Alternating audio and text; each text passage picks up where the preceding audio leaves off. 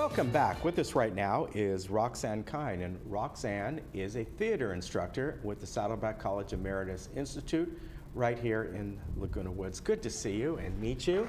It's a pleasure. Likewise. So first, tell me about your background, and have you been teaching theater for a while? I understand that you have a background in professional acting as well. I do. But let me give you my sordid background. Okay, I want to hear that. I was lucky enough to be accepted at the American Academy of Dramatic Arts in New York City way back, way back when. And at that time, it was an extremely prestigious school, but now so many other universities have theater programs. Right. But at yeah, that time, back then, with Cecil B. DeMille, Robert Redford, a wow. lot of Cool. people, Grace Kelly, all alumni. gee. So I was thrilled to be a part of it. Very small school. And in the 70s, I knew that a Latina girl like me could not really find a lot of work, and I needed money desperately. So I put myself back into college and became a computer scientist. Ah, I worked for, you were ahead of the curve. Yes, I needed money. You know, money will let you do a lot of things. Yes. And so I worked for IBM for 15 years. Wow. When was this? I'm just curious. I graduated college in the 80s, so it was until, I worked for IBM until 1992. Okay, all right. But during that time, I always did community theater. I also coached young actors, and we had a big influx of actors in North Carolina. I was working in Research Triangle Park, so I was like these two people. And then I left the business, and I moved to California, and I dabbled a lot in commercials and a lot of background work because it's so difficult to find a job. And I became an acting coach. I also worked as a director for musical theater for children in San Clemente, and I did an after-school program for them for the part of Parks and Recreation. I did that for a while. I was a Macy judge, a children's Macy judge for 4 years, and if you haven't heard of them, they are an organization that goes from one high school to another, about 44 total in Orange County, and we find and award musical theater students at the Segerstrom Center, which is really nice for them to have their own award show. Yeah, I have heard of that, now that you mention that, yes. And then the winners go, one boy, one girl, go to New York, and they compete at the national level. Wow. And the winner of that gets a 4-year, all expenses paid, tuition, everything at NYU. Nice. So I did that for 4 years. And then, of course, I do other things to earn money, but I don't want to talk about that. I want to talk about the theater. Sure. And then I was very lonely, and I said, I have to go back and practice more. So I took an emeritus class in acting. And I was the student, and then I became the teacher. So this is how I got here. Yeah. And it makes me so very happy because my students, which is different than the students I've had, are incredible. First of all, if you are a senior, you have so much life experience that it's easy for me to say, do you remember when this happened to you? And then they could relate to the scene. Exactly. My 14-year-olds, it was so difficult. There was exactly. nothing there. There was no background. Yeah. So even if I have new people in the class, they really understand, and I can just push them a little bit, and then they get it. Yeah, and exactly. they get it, because it all has to come from inside. Otherwise, it's fake. So if you can't relate to that. Yeah, that's a very good point. Now, as far as your classes go, do you teach several times a week, and they're all taught here at the Village? Both of them. I only teach 2 classes on Mondays, 8:30 and 10:30. They're both scene study classes. Okay. But the first one, since I have some of my students attend both classes, and I have to keep it fresh for 4 hours. I can't repeat the lesson. So I made the first class more of an improv class. And they named themselves the Village Idiots. Their choice, I did not vote. And we are now making an improvisation group. Oh, nice. Yes, so we hope to perform maybe for the Theater Guild, and and when we're ready. Right. They're not ready yet, but they're learning the art of improv, which is a little bit different than Yeah. scene study. The second That's got class to be, I would think that would be more difficult, the improv, right? Yes, it is more difficult. It's a lot more difficult because you're the writer. Yeah. And at the same time, you don't want to become a writer. You don't want to be a talking head. It has to come, again, from the inside. It has to be very organic. Yeah. And I do a lot of exercises for them to get that. Yeah, I can imagine that would be tough, definitely, but very rewarding once they click into it, right? Yes, yes, and they learn. And that's part of the Emeritus, you know. Yeah. We always like to say we want to be challenging, mentally challenging, you know, socially engaging. It's a given in acting class. You give so much of yourself. Yeah, you do. And you have to participate. I mean, all the students do. And they talk about their personal life because you can't help it. Yeah.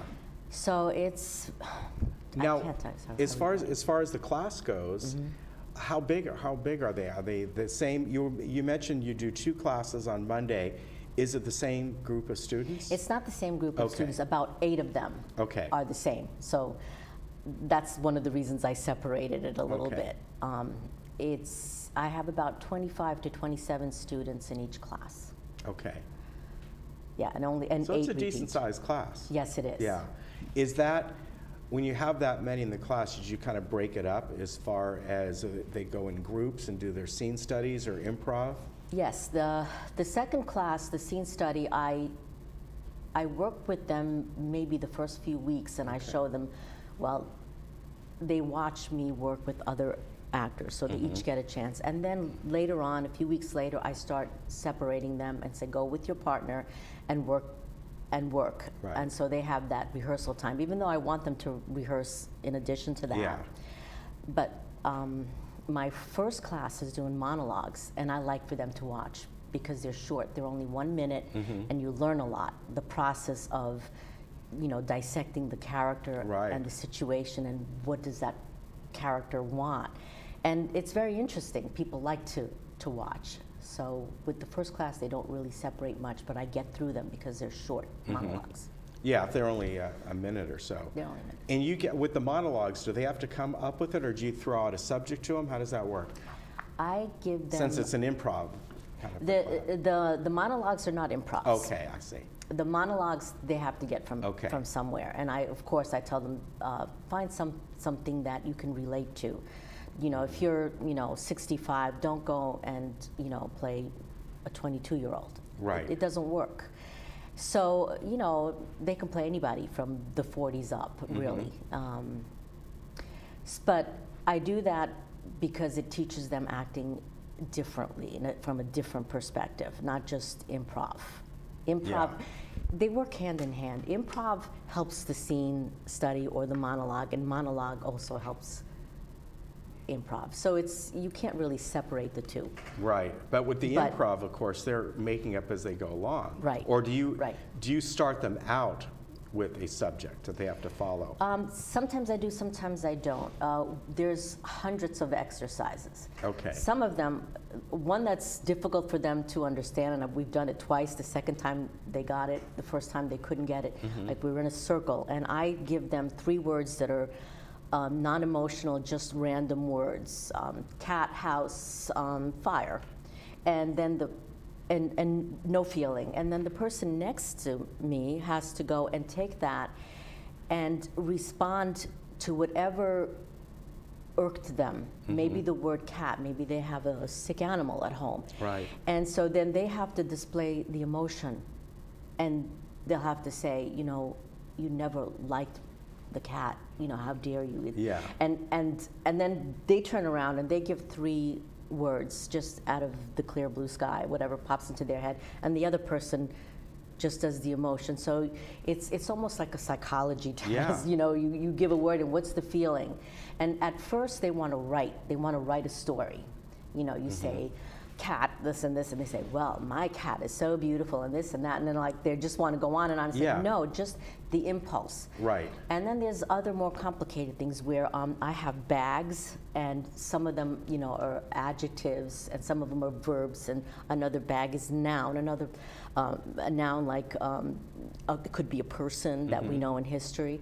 And then I go around the classroom and they pick a couple of things, and the people that are happen to be on stage, they have to take that as their situation. Yeah. And that's where it starts to get more difficult. Yeah, I bet. And they have to be quick about it. And I see already the progression that they're making. They go right into it. They just let that impulse happen. And of course, there's rules. You don't say no, you say yes. Yeah. You know, lots of things that I teach them, but we have so much fun. So are you going to be teaching, you're teaching the spring semester, are you going to continue through summer or fall, or do you know yet your schedule? I don't know yet. Okay. I would love to, but I'm a new teacher and we'll see what happens. But I think my students are happy. Yeah, well, that's great. I hope they are. It seems like you're happy doing it. Very happy.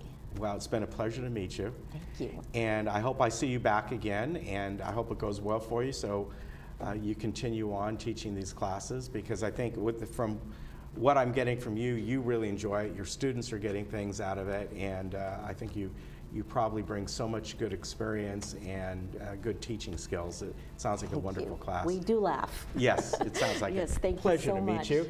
And if you are interested in any of the classes, although we're right in the middle of the spring semester, just go online to saddleback.edu/emeritus, and you can find out all the information there.